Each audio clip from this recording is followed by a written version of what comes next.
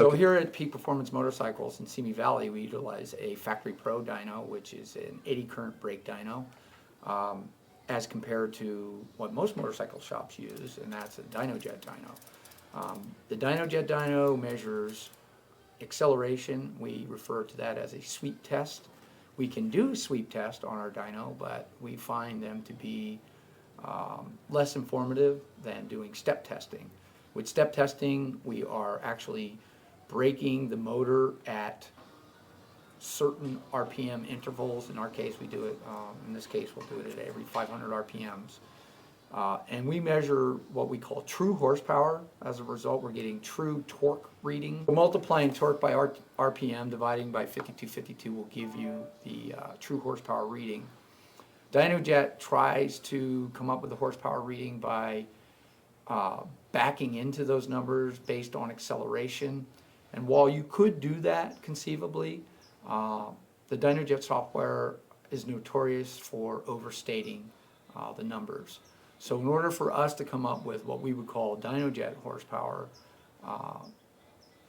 using true horsepower, we would have to factor, in this case, probably by 1.2. So we would multiply our true horsepower by another 20% above our true horsepower in order to come up with what would be an estimated horsepower reading on a DynoJet dyno. So we're going to do this in top here. Whatever produces the most power.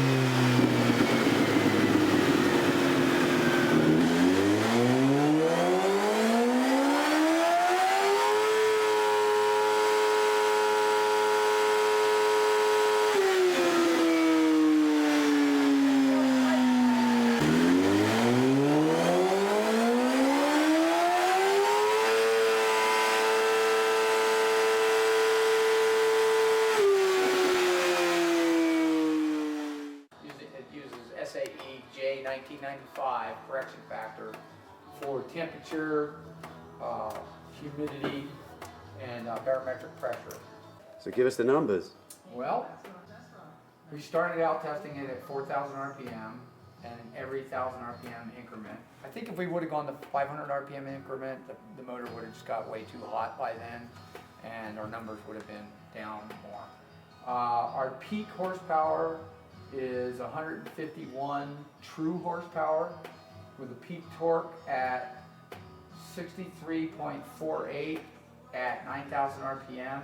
And as you can see from the torque curve right here on the green line, it's very flat. Once it hits 9,000, it maintains that torque well all the way to looks like 12,000 RPM, and then it starts to drop off a bit. If I take the 151 peak horsepower, 151.24, I factor that out by 1.2, I've got 181 horsepower. At the rear wheel? At the rear wheel. Holy mackerel.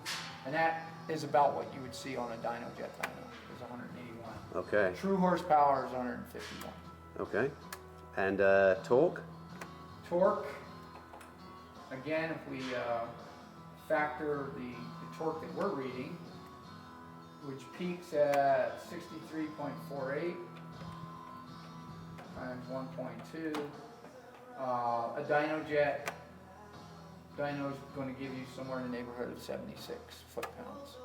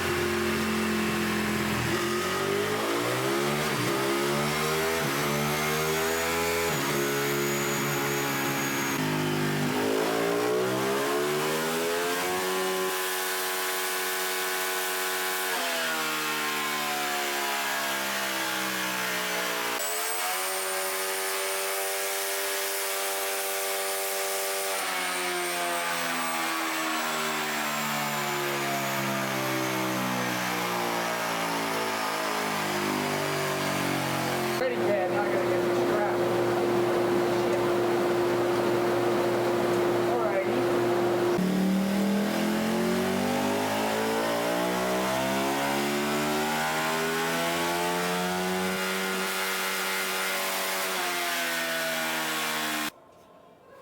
Well, it's interesting. The red line comes in much sooner than the MV Agusta, but it's creating more horsepower and more torque everywhere. Right out of the gate and all the way up to 10,000 RPM. And then because the MV Agusta is still revving out, it's creating more horsepower above that. But all the way until the Ducati signs off, it's creating more torque and horsepower than the MV Agusta. What we have here is 140 true horsepower on the Ducati, and about 168, 169 horsepower. So we're down a bit from the about 10, 12 horsepower, 12, 13 horsepower below the MV Agusta at peak. That's all the way up there near red line. And it's producing more torque everywhere. If you look at this curve, the Ducati being the yellow line here, and the MV Agusta being the green line. The yellow line out of the gate is already creating significantly more torque. At 4,000 RPM, for example, the Ducati's producing 61 true horsepower, 61 foot-pounds based on true horsepower, true measurement. Whereas the MV Agusta is only producing 37 or 38 foot-pounds. Wow. At So the MV 4,000 Agusta starts RPM. off a little earlier, but the Ducati rapidly overtakes it. No, the Ducati starts out way ahead of the MV Agusta, and it continues to stay ahead. Oh, I see, okay. Yeah. I don't know who's going to be likely to be driving it at 13,000, 13.5, where it starts to overtake the Ducati horsepower-wise. Before I hit red line, the wheel speed that we're measuring on the Ducati, is 174 miles per hour. The MV Agusta, interestingly enough, the wheel speed measurement is 163 horsepower, 163 miles per hour at just below red line. Right. So 9 miles an hour slower. Yeah. Yeah.